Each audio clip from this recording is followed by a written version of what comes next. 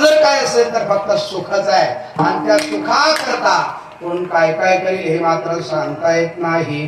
पण संसारात राहून सुखाची प्राप्ती होत नाही. काय कारण आहे त्याचं कारण तुम्हाला सांगतो. जगद्गुरु तुकोबाराय गाथ्यामध्ये वर्णन करतात. एका माणसाच्या घराला आग लागली, लागू नये पण लागली आग.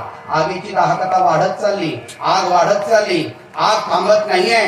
गावातली काही शहाणी माणसं म्हणत होती पाणी टाका, काही हुशार माणसं म्हणत होती माती टाका, आग थांबून जाईल. शहाणे म्हणत होते माती टाका, बुद्धिवान माणसं म्हणत होते पाणी टाका. ओ त्याच्यापेक्षा दीड शहाणा आला. तो म्हणे माती टाकू नका आणि पाणी टाकू नका, आगीमध्ये वाळलेले लाकडाचे तुकडे टाका. आता मला सांगा, वाळलेले लाकडाचे तुकडे टाकल्यावर आग शांत होईल का? जगद्गुरु तुकोबारांनी या जगाला सवाल केला, तुम्हाला सुख आवडतं ना, सुख मिळालं पाहिजे ना, मग तुम्हाला या संसारामध्ये मात्र ते शाश्वत सुख प्राप्त होणार नाही. काय कारण आहे? विषय सेविता कोण तृप्त झाला.